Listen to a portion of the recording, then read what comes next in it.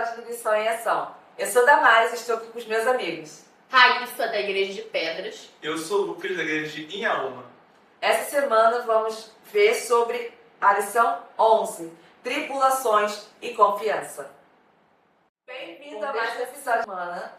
Ele se encontra no livro de Marcos, lá no início de Marcos, que fala sobre 4 grandes histórias sobre tribulações e confiança e cura.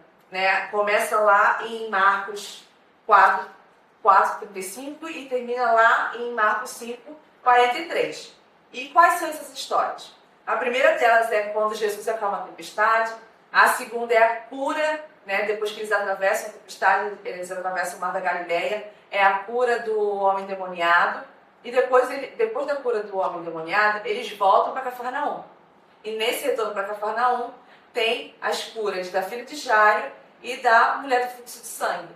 E essas 4 grandes histórias que a gente ouve falar, que a gente lê e a gente conhece muito sobre essas histórias, falam sobre histórias de tribulações de pessoas que viviam em grande sofrimento, seja elas por estar possuído por demônios, seja ela por causa de alguma doença, seja ela por medo, que foi o caso dos discípulos, mas que através das provações, em cada história foi mostrado o poder de Deus. E o poder de Deus para nos ajudar e mostrar que nós podemos confiar nele.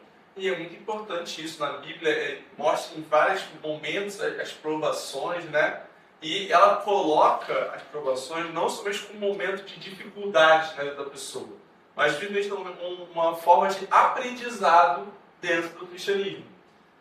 E a lição é muito bem colocada quando fala um pouquinho sobre essa questão das provações, das dificuldades, que a ideia da provação inicial é o quê? Ser um aprendizado, ser um crescimento espiritual da pessoa. Mas Satanás ele faz de tudo para poder transformar essa provação em um momento de dificuldade para você querer se afastar de Cristo. Vira aquela mentalidade assim, não, ele abandonou, não quero mais isso, não quero sair disso. Ou pior ainda, ficar com raiva de Deus e culpar Deus pelo que está acontecendo. Então assim, a gente vê a importância que existe no meio das provações e também a guerra que existe no meio disso. Da pessoa conseguir enxergar aquilo como uma forma de crescimento ou uma forma de se afastar de Cristo. Bom, aqui na passagem a respeito dos discípulos no barco com Jesus, é um exemplo, porque assim, a gente tivesse nesse contexto, no meio de uma tempestade, como seria o nosso comportamento? Será que a gente ia se acalmar, igual a Jesus Cristo se acalmou? Ou a gente ia bater a gente ia ter aquele nervosismo, ia bater aquele desespero? Como será que seria? Porque é muito fácil de julgar ali os discípulos. É muito fácil julgar, mas será que ali naquela hora, quando o barco estivesse começando a se movimentar e entrando água, a gente ia ficar um pouco nervoso também? Tem uma coisa a se pensar. A lição comenta que 4 dos discípulos ali com certeza eram pescadores experientes, como Pedro, André, Tiago e João. E às vezes na nossa vida é a mesma coisa. Somos cristãos experientes, por assim dizer, estamos há muito tempo na caminhada cristã, mas quando bate aquele problema, aquela dificuldade, a gente fica um pouco, peraí, como é que eu ajo agora? Será que eu vou resolver com as minhas próprias mãos? Eu faço aqui alguma coisa para tentar ajudar a Deus ou Ele que vai cuidar?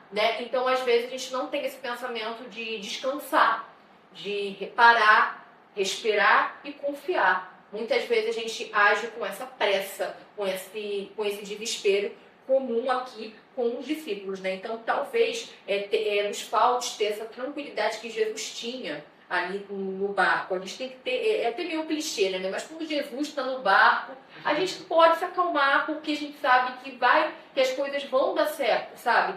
E é interessante porque ali era um momento muito ruim. Eu fico tentando imaginar uma tempestade em alto mar, eu nunca passei por isso, mas eu acredito que deve ser uma coisa muito ruim. E Jesus estava como? Descansando, dormindo na popa. E é o único relato bíblico em que mostra Jesus dormindo na Bíblia. Isso é muito interessante, Mostra que ele estava ali tranquilo, confiando, e é o que falta na gente. Bem, o contexto da lição da gente não compreende as dificuldades que nós sofremos, as provações, as tribulações do nosso dia a dia. Na palavra de Deus nós encontramos a esperança.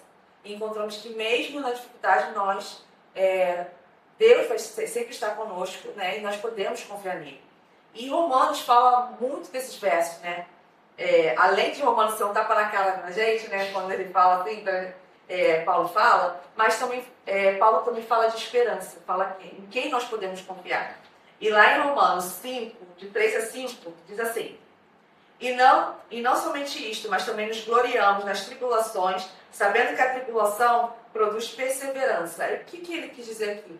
Que as tribulações faz com que nós não desistamos, né? Que mesmo na dificuldade, essa dificuldade vai passar, esse momento vai passar, porque vivemos num mundo que já é maligno, então terá sofrimento. Terá momentos tristes, terá momentos alegres. Então nós podemos ter a perseverança de que esse momento vai passar.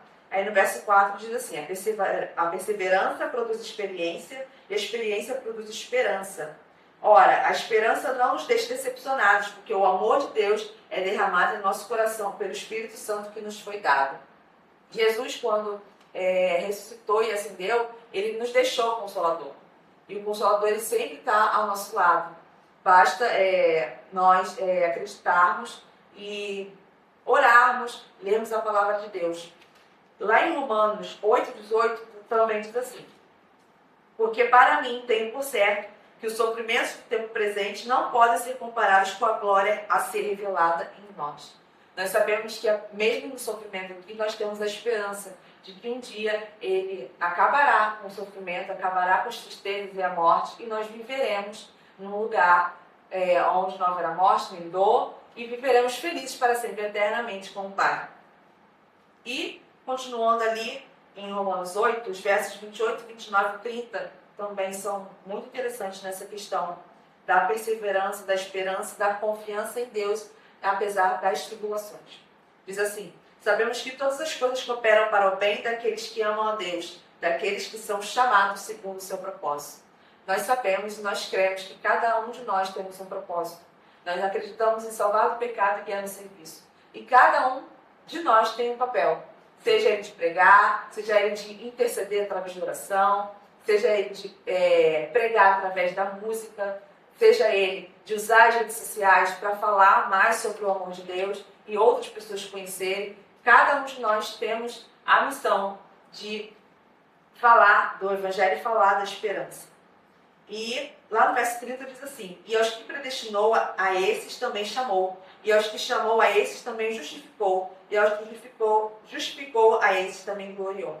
Então, só para finalizar nesse contexto aqui, né, nesse momento hipertexto, que Deus ele nos chama para o seu propósito, para cumprir, salvar do pecado e guiar no serviço. Amém.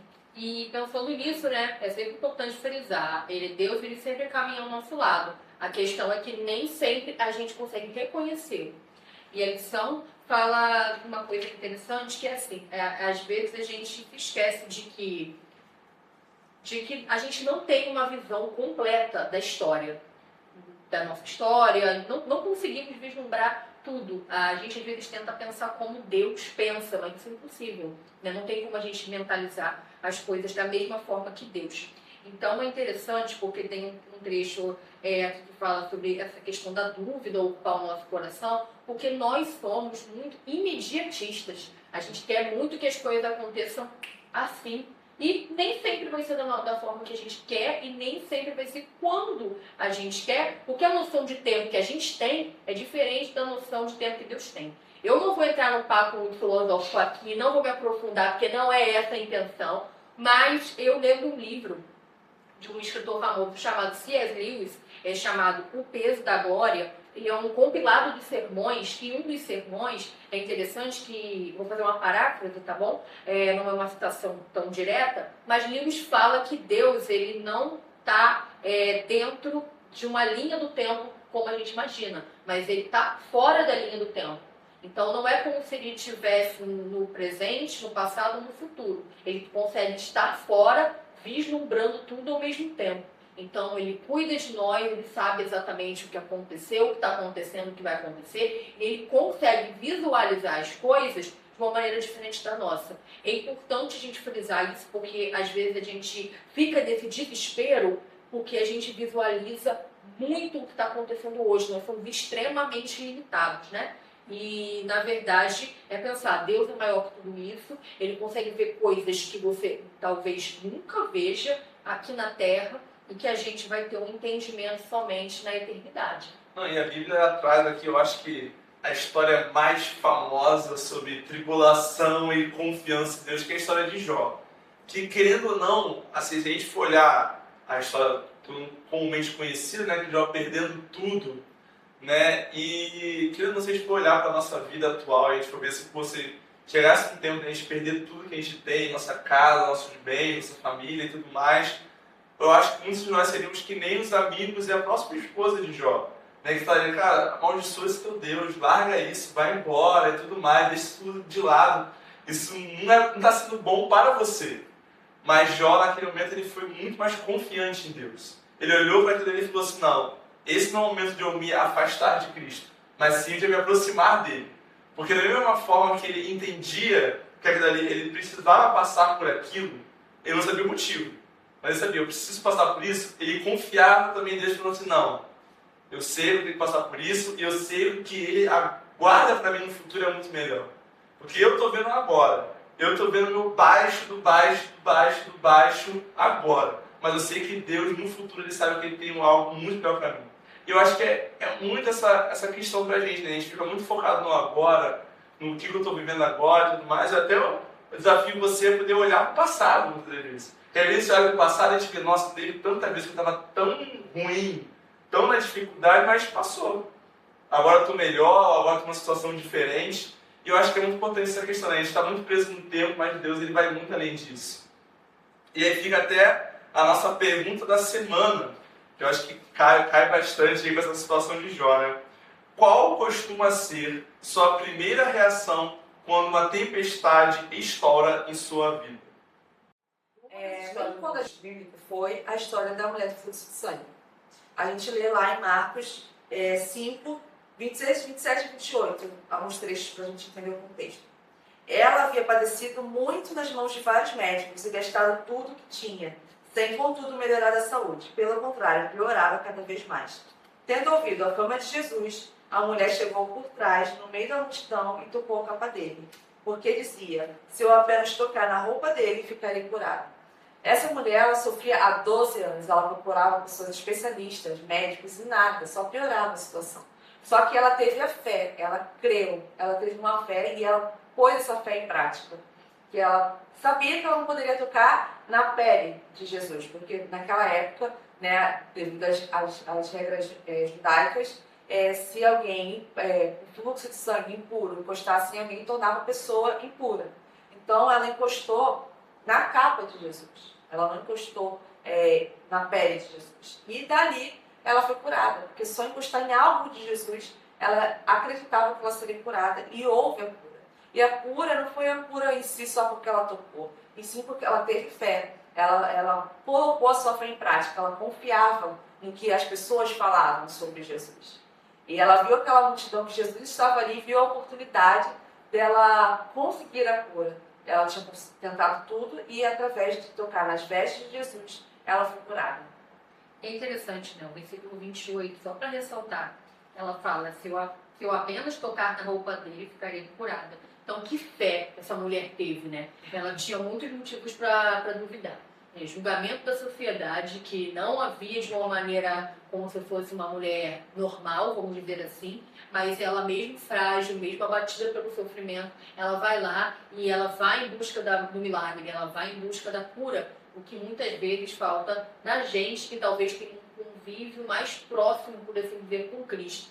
Então, é interessante porque ela poderia ter ficado na dela, ela poderia ter duvidado, mas não. Ela foi do jeito que ela estava, fragilizada, julgada, ainda assim ela caminha em direção a Jesus. Então, o que mais me toca nessa passagem é essa questão de ela podia tê-lo visto de longe, mas ela falou, não, se eu tocar nas vestes dele, eu serei curada. E aí ela faz essa ação de fé, que eu acho que comunica muito com a gente hoje, né? Às vezes a gente passa por coisas muito menores, coisas muito pequenas, e a gente não tem essa fé de, se eu pedir, se eu falar com Cristo, ele vai resolver. Então, acho que a história dessa mulher é uma história muito tocante para mim. E assim, a lição traz aqui na finalização aqui de sexta-feira, né, um breve sonho aqui imaginado de uma situação que eu acho que todos nós sonhamos realmente que acontecesse, né, de que como se Jesus ele estivesse vivo nos nossos tempos, né, e aqui no sonho traz aqui basicamente uma pessoa que estava desanimada, estava triste, estava se sentindo mal, e aí escuta que Jesus estava perto de onde ela estava e sai de casa, vai direto ali ao encontro de Cristo e tudo mais, e só de ter ali um encontro com Ele, a pessoa já se sente melhor, já ganha aquele ânimo que ela estava tanto buscando. E eu acho isso muito interessante, né? Porque na época de Jesus a gente tinha muito mais esse... Porque as pessoas tinham aquele tato, né? As pessoas conseguiam encontrar ali, Jesus está em tal cidade, está no Rio, está em São Paulo, está em algum lugar assim. As pessoas conseguiam ir ali, viajar até o encontro de Cristo. Mas hoje em dia as pessoas acham que quando Jesus foi para o céu, acabou, ele está lá, foi embora, me deixou aqui para trás. Mas é completamente o oposto, né? Agora ele está o tempo inteiro com a gente. Se a gente quiser buscar ele, ele vai até o nosso encontro. Se a gente quiser ali, ouvir a voz dele, ele vai nos ajudar de todas as formas. Porque a diferencial é a gente precisa pedir. Você está com o coração aberto, confiante. Da mesma forma que a mulher estava ali, confiante, que só de encostar nas vestes de Cristo ela seria curada, a gente também tem que estar confiante da gente pedir a ajuda dele, a gente pedir, poder ouvir a voz de Cristo, pedir essa tranquilidade que Cristo traz. A gente tem que confiar que ele vai trazer isso para a nossa vida. Que ele vai realmente trazer isso para a gente, trazer essa paz que realmente é somente com ele que a gente consegue. E nosso plano de ação nessa semana, estamos aí no mês de junho, que é o mês oficial de doação de sangue. Né? Estamos no nosso mês do Vida por Vidas, e a gente convida você, juntar os jovens da sua base, da sua igreja, para poder sair, buscar o hemorrio mais próximo aí da sua região, para poder fazer essa doação de sangue. Porque, gente, é muito importante a doação de sangue, salva vidas, e é uma coisa que eu já escutei muito, em muitos lugares, que o sangue do crente é muito bom. O sangue do crente é muito bom porque pega, não fuma, tem uma vida saudável e tudo mais, então o nosso sangue é muito bom. Então assim, gente, saia, vamos fazer essa doação de sangue, fazer esse esforço, né, de poder estar lá, é rapidinho, não demora nem meia hora de fazer a doação. E aí você vai salvar inúmeras vidas de pessoas que estão necessitadas, precisando desse sangue para continuar a vida delas. Então vamos orar para essas pessoas que estão precisando de doação e também para esses jovens para poder estar dando esse sangue também. Oremos? Senhor Deus e amado Pai, nós agradecemos a Ti, Senhor, esse momento em que estivemos conversando, né, dialogando sobre a Tua palavra. Temos ainda muito que aprender, é verdade. Ensina-nos a ter essa fé que vai em busca da cura, vai em busca do milagre, que sabe que as coisas acontecem não do jeito que a gente quer, mas vai acontecer da forma que o Senhor quer, embora a gente não entenda muitas vezes o motivo daquela dificuldade, daquela tempestade. Seja com esse projeto, Vida por Vidas, né? Seja com todos aí os doadores que vão estar empenhados, Senhor, nessa missão tão bonita. Isso é o que nós pedimos e agradecemos em nome de Jesus. Amém. Amém. E esse foi o Lição em Ação!